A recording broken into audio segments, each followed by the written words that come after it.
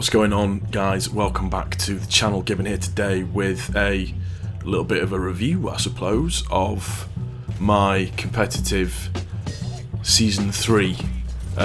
In the background, you're going to watch me playing as Spawn on Hanamura, and this is just a nice little hold on point B. Filthy. If you can get this right and you've got a good team around you, basically you can go ham in this section and really defend the point quite well. One of the key things that it's taken me a little while to learn to do with Tiborn is just to constantly throw out armor packs. More for your own sanity than anything else, but just make sure that you're constantly throwing out your armor packs to keep your teammates' armor, for want of a better phrase, as high as possible, and give us the best chances of kind of defending the point. Now, getting into competitive Season 3, my season high was 1807, which was silver. We all know I got fucked in the placement matches again.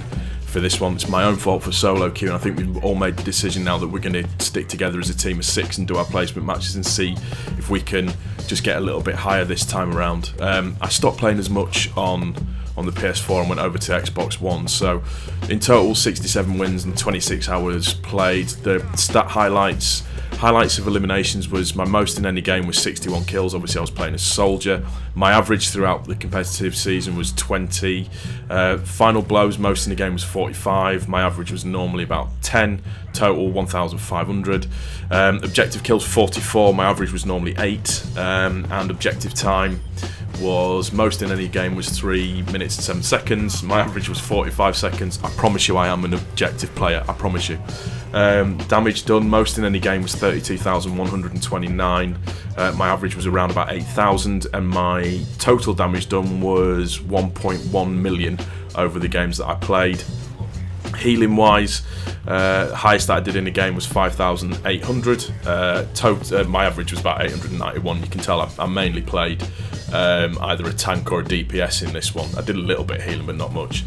Most time on fire in a game was pretty much 7 minutes. Average was about a minute. Total 3 hours spent on fire. Number of solo kills completely in one game was 45. My average was 3.77, and my total was 531. So overall, in terms of an individual performance, I'm pretty pleased with how I played. The one thing that I do think that this competitive season will be mostly remembered for is the number of people that just rage quit out of a game constantly. Like, for example, you're going to capture a point, and obviously in competitive there's 3 points that you need to capture to win the game, and what they do is they back out of the game straight away, or it's the escort the payload, or it happens a lot on King's Row actually, capture the point and then escort the payload.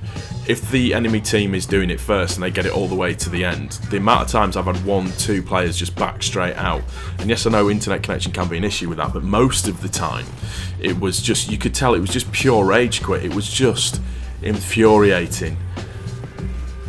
I can't begin to explain the enjoyment that you do actually get out of it. Say for example that you go 2-0 down on a capture the point and you come back to make it to 2-2 and it goes into that overtime game for the 5th final capture the point. That's where I got the 61 eliminations from. I absolutely beasted it in that game. It was brilliant, and we won it at the end. I was hooping and hollering. It was great.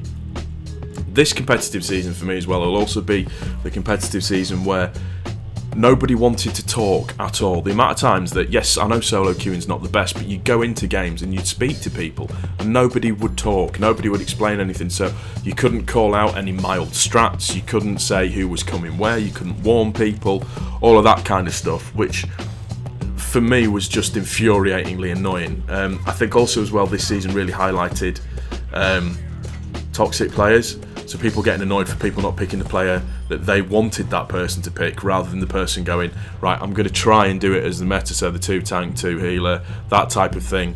It just was quite amusing, and I've watched some absolutely epically funny toxic videos of kids, and I mean kids screaming, and I think that's a little bit of the COD mentality coming across over into Overwatch a little bit. But it's, I get it, some people take competitive seriously, which is fine. However, you're not a pro player, so just chill your beans a little bit on that one.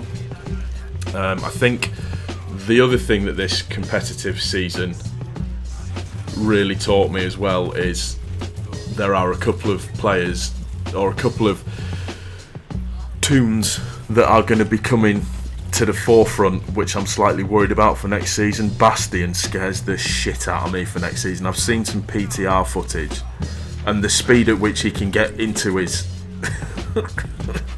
into his recon, in and out of his recon mode, is just on another level of oh my god. And the fact that he can now heal himself whilst on the move is frightening, and his headshot capability is shitloads better. It's Bastion might become a key player for next season, and I'm sure that Roadhog will get some form of another nerf or something change moving forwards. But overall, this season has been frightfully annoying. Hopefully season 4 will be better. We've only got a week to go. That's going to do it for this one. Hope you enjoy. If you do, like. If you're new, subscribe.